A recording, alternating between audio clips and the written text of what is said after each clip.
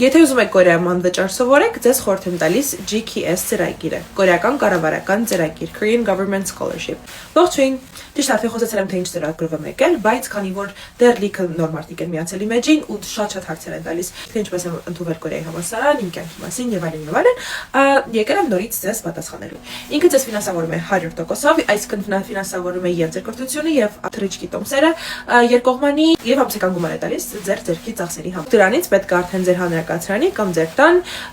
բժշկական ապահովագրության եւ մնացած բաների համար էլ վճարեք։ Ծրագիրը նաեւ իր մեջ ներառում է Korean language training, այսինքն դուք մեկ տարի գալիս եք այստեղ, սովորում եք կորեերեն ու հետո արդեն անցնում ձեր համալսարանական ծրագրին, ավելի լավ է իրականում, ձեզ խորհուրդ կտամ պարտադիր տենց վերցնեք, եթե դուք topic չունեք, որովհետեւ այդ մեկ տարում դուք շատ բան եք սովորում, գումարած ձեռք եք բերում ընկերներ, որովհետեւ մի անգամից համալսարանում սովորելով շատ դժվար է լինելու։ Բայց անգամ եթե չունեք topic, բայց ընդունվել եք այս ծրագրով, պարտադիր մեկ տարվա ընթացքում պետք է շատ լավ բազա ունենաք կորեերենի, հանձնեք topic 3-ը եւ նոր այդ ժամանակ արդեն կսկսեք ձեր մագիստրատորական կամ բակալավրական ծրագիրը։ Ես սովորում եմ fashion design, իմ ամբողջ դասերը միայն կորեերենով են։ Ես պարտադիր խորհուրդ եմ տալիս, եթե ուզում եք գալ անվճար սովորել Կորեայում, դիմեք GKS ծրագրին,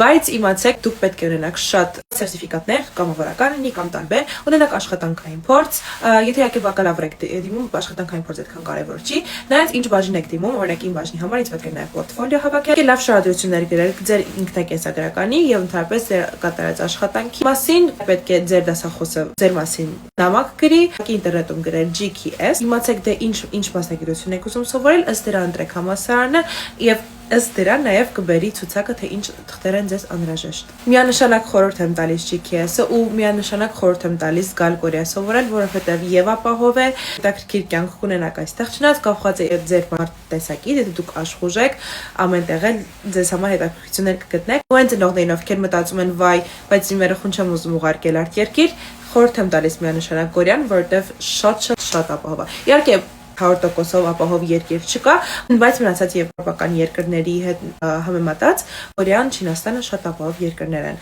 Հենց որ համեցեք։ Անյոն